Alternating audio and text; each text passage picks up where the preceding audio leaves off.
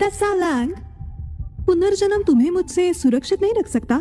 मैं ना केवल तुम्हें ढूंढूंगी बल्कि इस बार मैं हमेशा के लिए तुम्हें अपने पास रखूंगी। लो आ गए हम। शिष्य, अब तुम गुरुकुल का हिस्सा हो, तो अब से तुम्हें मेरी आज्ञा का पालन करना होगा। याद रहे कहीं भटकना नहीं। ओ, विशेषकर इस अनंतहीन पीड़ा के महासागर के निकट। ये बहुत ही गहरा है।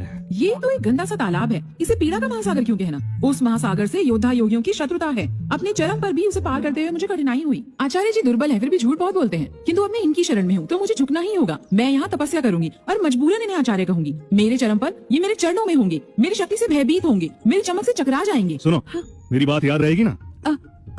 आचार्य को शिष्य का प्रणाम। उत्तम, छोड़ो छोड़ो, धैर्य रखो। इनसे क्या ही विवाद करना, जाने दो। शिष्य, इस कुटिया का निर्माण मैंने कुछ दिन पहले ही किया है। तुम अपनी माता के साथ वहीं पर रहोगी, उसी कुटिया में। ये झोपड़ी क्या ये रहने योग्य है भी? क्या गुरुकुल में और कोई स्थान नहीं है? मुझे ऐसी जगह बिल्कुल नहीं रहना, समझे? मेरी कुटिया तो आकाश के महलों से भी बहुत उत्तम है। ये झोपड़ी पालतू कुत्ते की कुटिया से भी बदतर है। चलो चले यहाँ से, हमें देवशास्त्र जाना चाहिए। क्या पता शायद केलव जी हमें रहने की अनुमति दे दे। चलो जल्दी चलो। माँ, मैं यहाँ साधना करने आई हूँ, आप समझिए। शिष्य, तुम केवल 9वें स्तर पर हो, इसे नहीं संभाल पाओगी, ये तुम्हें घायल कर देगी। ये क्या ख्याल है तुम्हारा?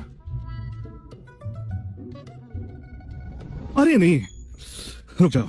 शिष्य, मैं तब से कह रहा हूँ ये तुम्हें घायल कर देगी, तुम्हें खुद को संभालना होगा।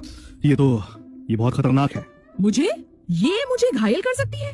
हाँ, ये तो बड़ी मूर्ख हैं। यद्यपि मैं केवल 9वें स्तर पर हूँ, परंतु पूर्व जन्म में मैं सम्राट स्तर की कौशल पर थी। मैं मूल स्तर के योद्धा योगी को पराजित कर सकती हूँ, और ये मुझे अपमानित कर रहे हैं। ये तो केवल एक मुर्गी है, फीनिक्स नहीं।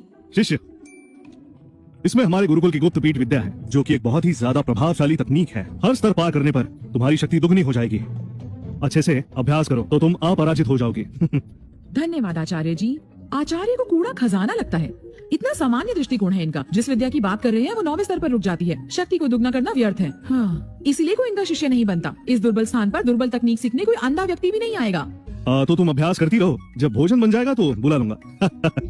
धन्यवाद आचार्य जी। हाँ, टेसा, देवशास्त्र गुरुकुल के बारे में विचार करो। ऐ महान दिशा सूचक, अब मैं समझ सकता हूँ।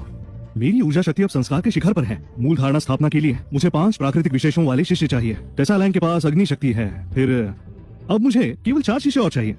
शीघ्र ही इस दिव्य फिनिक्स को भूनता हूँ। मेरी शिष्य भाग्यशाली है, उसे पहले दिन फिनिक्स का मांस मिलेगा। आचार्य, मैं एक दिव्य पक्षी